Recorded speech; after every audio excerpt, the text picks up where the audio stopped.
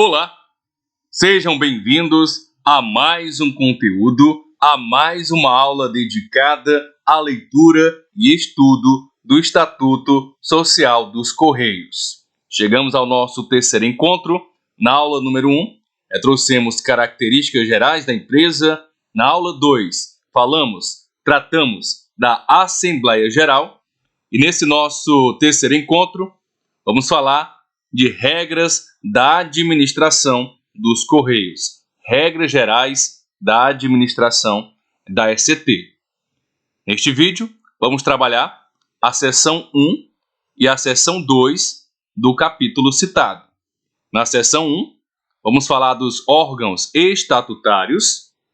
E na seção 2, o nosso foco será nos requisitos e vedações para os administradores.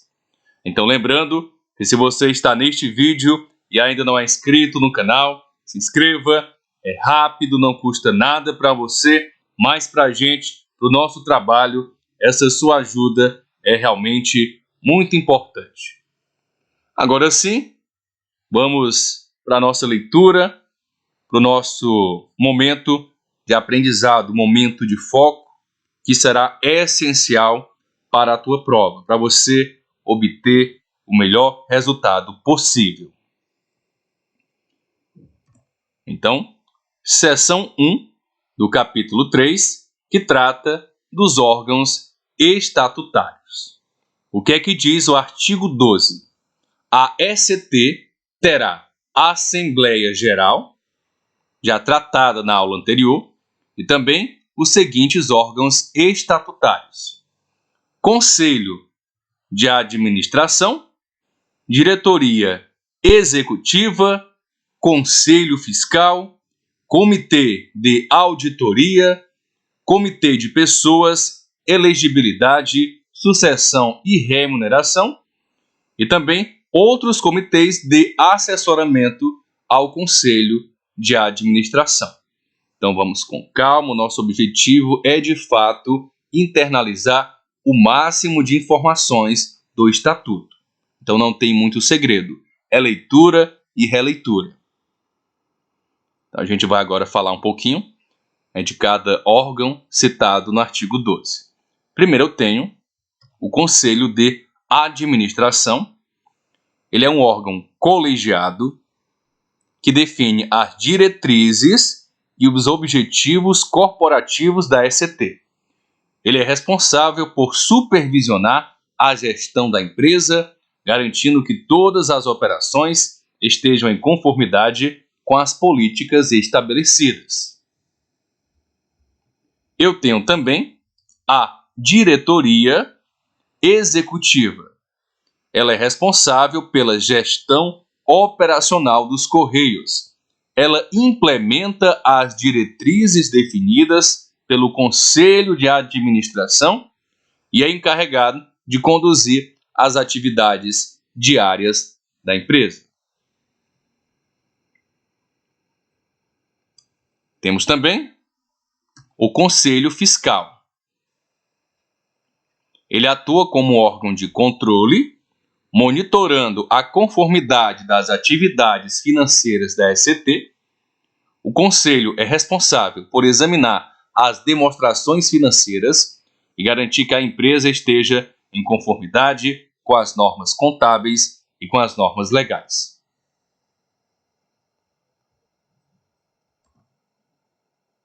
Comitê de Auditoria. Ele é responsável pela supervisão dos processos de auditoria interna e externa. Ele garante que os relatórios financeiros sejam precisos e que a gestão de riscos esteja em vigor. 5. O Comitê de Pessoas, Elegibilidade, Sucessão e Remuneração tem a função de assessorar o Conselho de Administração em questões relacionadas a recursos humanos, incluindo a seleção e a sucessão de executivos, bem como a definição de políticas de remuneração. E para finalizar, o artigo 12, a ECT pode criar grupos especializados conforme necessário, que é justamente o que é citado aqui no nosso elemento número 6. Esses comitês podem abordar questões específicas como tecnologia, sustentabilidade ou compliance, adaptando-se às necessidades da empresa e do mercado. A gente agora sim sai do artigo 12.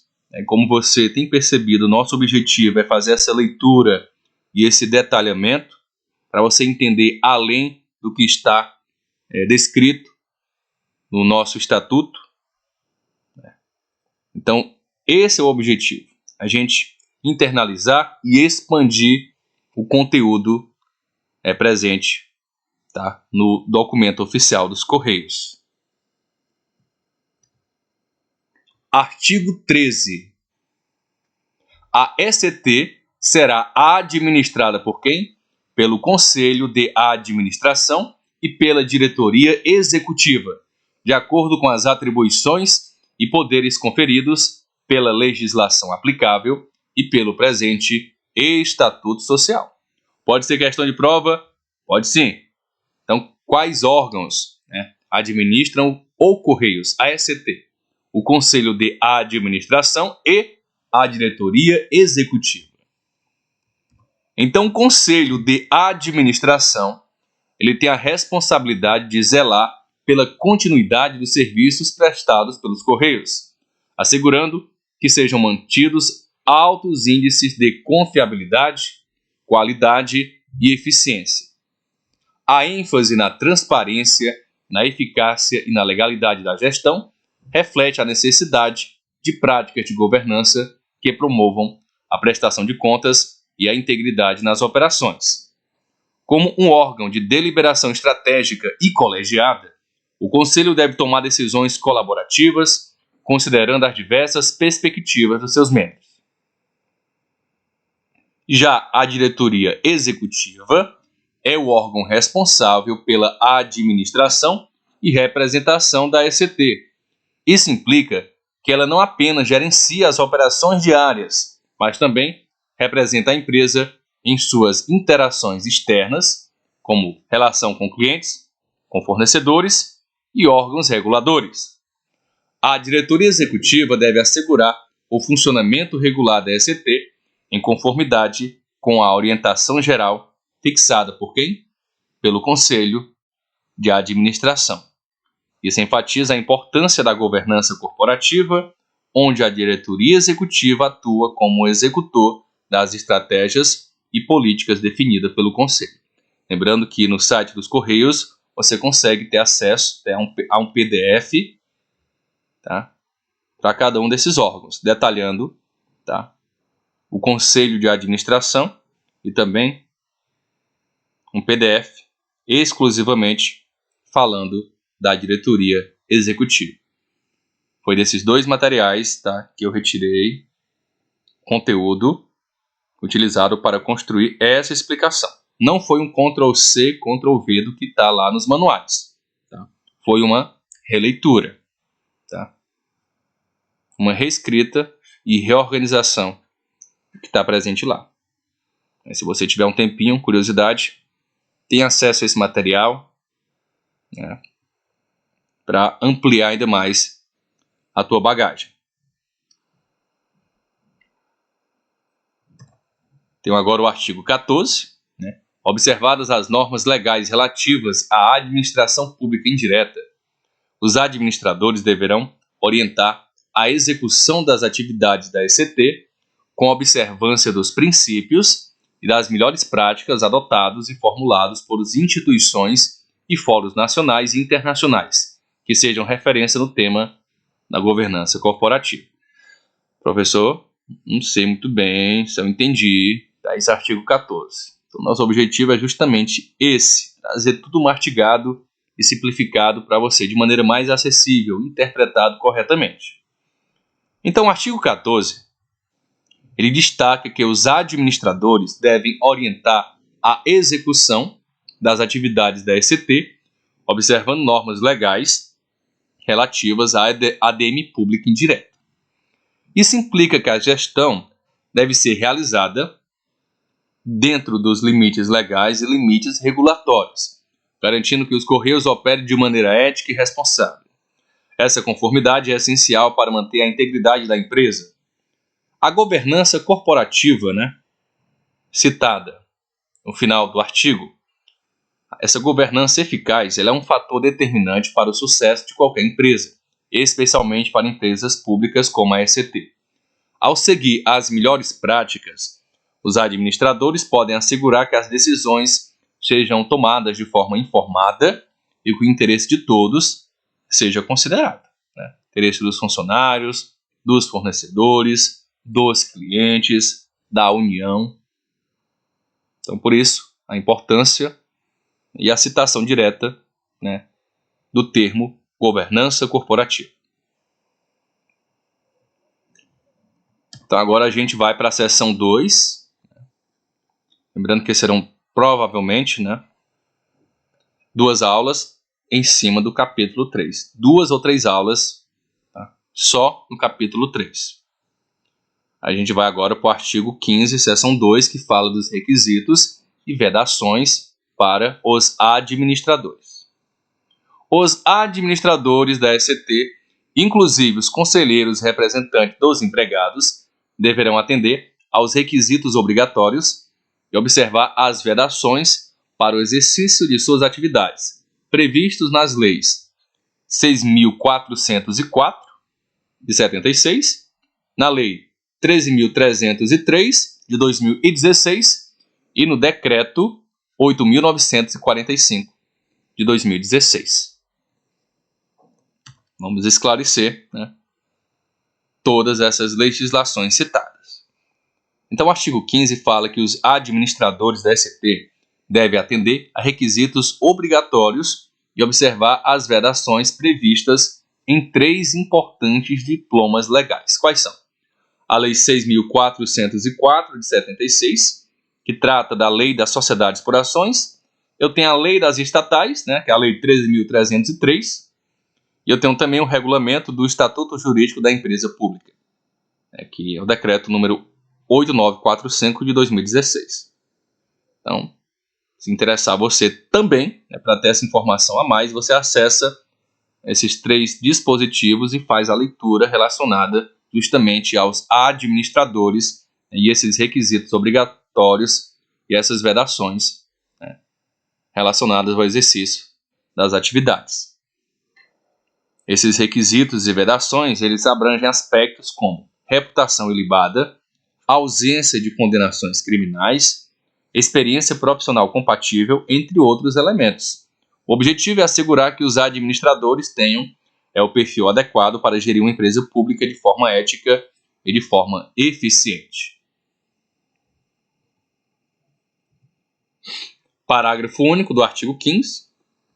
Além dos requisitos previstos no caput para investidura como membro da diretoria executiva, os eleitos deverão ter idade mínima de 35 anos. Fique atento, onde tem número tem questão de prova. E ter no mínimo 5 anos de conclusão e formação acadêmica e observar os demais requisitos estabelecidos na política de indicação da empresa. Outro elemento que vale a pena você também pesquisar. Então, a Lei dos Requisitos Gerais, o artigo estabelece condições específicas para investidura como membro da diretoria executiva da ECT. Então, esses elementos têm cara de prova, tem cara de questão. Idade mínima de 35 anos, conclusão na formação acadêmica há pelo menos 5 anos e observância dos requisitos adicionais estabelecidos na política de indicação da empresa.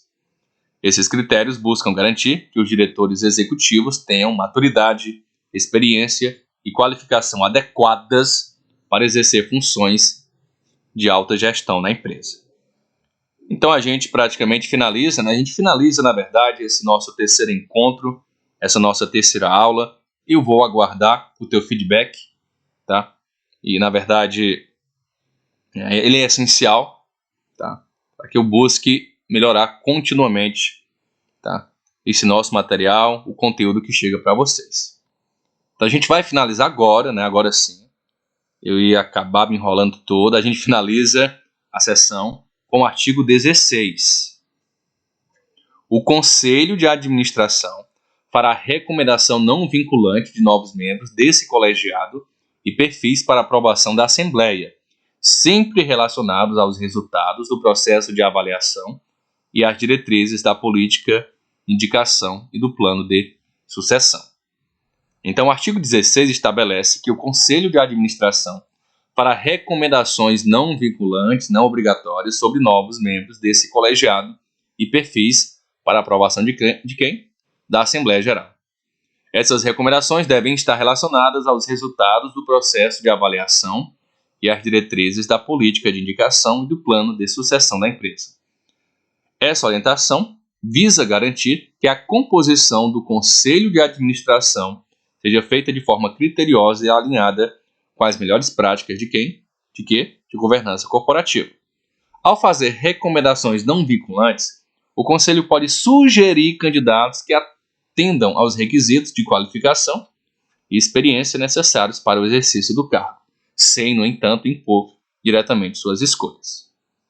Então, agora sim, a gente encerra o nosso conteúdo. Espero que você continue com a gente na próxima aula, essa nossa próxima oportunidade, né, de buscar mais informações, de buscar qualificação e ter acesso ao melhor conteúdo possível que vai nos auxiliar de fato a nossa classificação. Então aqui são os links, né, utilizados para a construção da nossa aula, principalmente das explicações de cada item, de cada inciso, de cada artigo, de cada parágrafo, tá bem? Então um grande abraço, até um próximo vídeo. Não deixe de comentar de qual cidade, de qual estado você tem acompanhado o nosso trabalho, o nosso canal. Valeu!